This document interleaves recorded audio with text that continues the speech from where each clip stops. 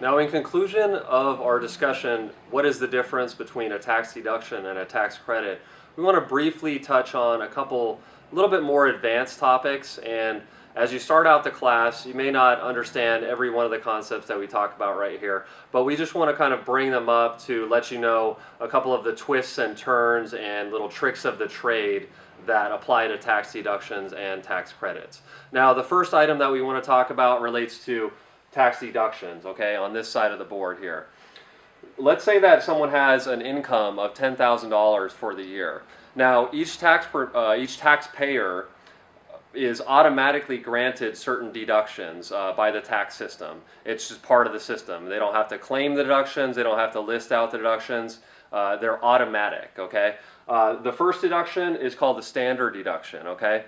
Now, let's say that this particular taxpayer makes $10,000 for the year and they have two children, two child dependents, okay? So they would be head of household. Let's say it's a single father or single mother. The standard deduction for head of household is an amount of $8,350. In addition to that, you also get what's called an exemption. You get one for yourself, one exemption for yourself, and one for each of your dependents. For tax year 2010, the exemption amount is $3,650, okay? So per dependent, including yourself, you get a deduction of $3,650 for each dependent. So in this case, there's three, the taxpayer and one for each kid, okay? So that's $10,950.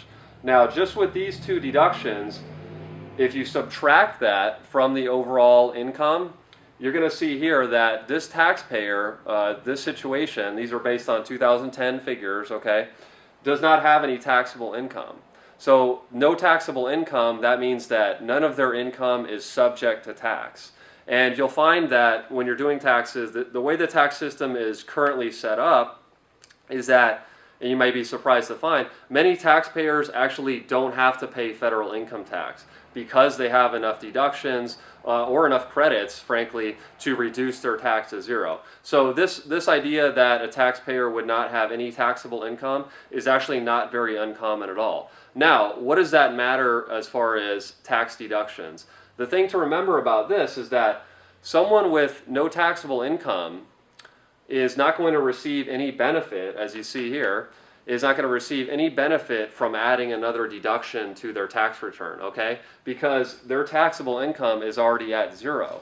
Now, you can't reduce your taxable income below zero. The deduction is just going to keep the taxable income at zero.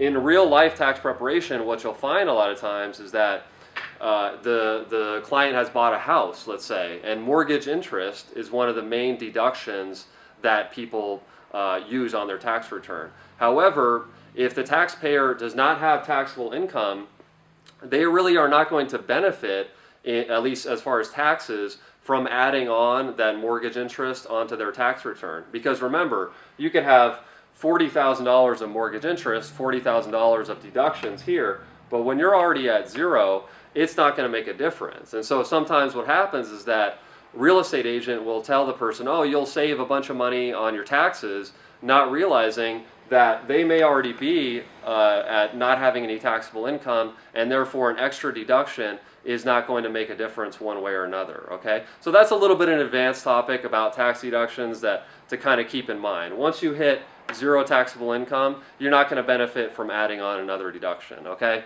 Now let's move over to the other side of the board here and talk about a little more advanced topic with regard to tax credits, okay? There's two essential types of tax credits, and one is a non-refundable tax credit, the other is a refundable tax credit. Non-refundable tax credits are very much more common, okay?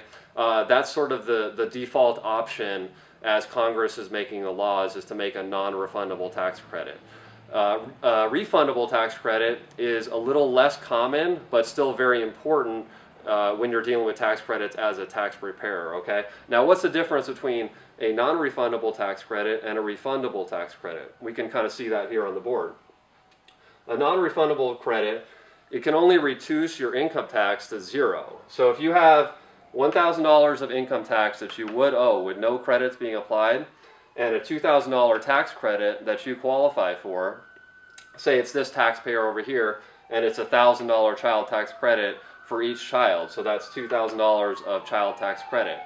A non-refundable tax credit is only going to reduce your tax to zero. Okay, so you're really only going to pick up $1,000 of this tax credit up here. You're not going to receive the full benefit of the $2,000 because it's a non-refundable tax credit. Now, if you come and you look at a refundable tax credit, a refundable tax credit can actually reduce your tax to zero, but then beyond that, the excess of the credit can actually be paid out in the form of your tax refund. Okay, so in this case, to use it to keep with the same example, let's say that this was a refundable tax credit. This $2,000 would then reduce that to zero, reduce the tax to zero, but then beyond that, you'd actually receive $1,000 worth of credit in your actual tax refund. Okay, so non-refundable tax credit can only reduce your tax to zero. Refundable tax credit can reduce your tax to zero, and then the credit can actually be paid out to you. And just to briefly use a very real-life example with regard to this tax credit issue is that, let's take an example of somebody wants to put in energy efficient windows. That was a big tax credit in 2009 and 2010. And people, that was a non-refundable tax credit, the energy, residential energy efficient credit. And what would happen is people would go down to Home Depot or wherever they're buying their windows, right? And the salesperson would tell them, you know, you're going to receive a $1,500 tax credit for buying these windows, right? However, it's similar idea to what we saw over here with the mortgage interest not making a difference, is that because that $1,500 credit, the energy tax credit, is a non-refundable tax credit, if you're a taxpayer that is already at zero tax, you may not receive that credit, or you may receive only part of it. Like, let's say that your tax that you owe is not $1,000 but $300. Okay, that $300, if you have a $1,500 credit,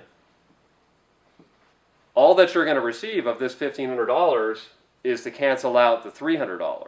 You're not going to get an extra $1,200 in your tax refund. And so that was part of the misunderstandings that happen when you have real estate agents or salespeople at Home Depot are selling products, you know, selling a house, selling, you know, upgrading your windows based on taxes, is that they may miss out on some of these advanced topics. But you, as a tax preparer, you really need to understand not only the basics of what is the difference between a tax deduction and a tax credit, but some of these little nuances that you'll actually see in real life tax preparation. But even if you forget everything we just said about the advanced topics, for now, at least you get deeper into the textbook, the main thing to remember is that tax deductions reduce taxable income. A tax credit reduces the actual tax. So you want to just repeat that to yourself over and over again until you truly understand it. Tax deduction reduces taxable income. Tax credit reduces actual tax. So let's just go ahead and have you repeat that to yourself as many times as you need until you fully understand it. And that is the difference between a tax deduction and a tax credit.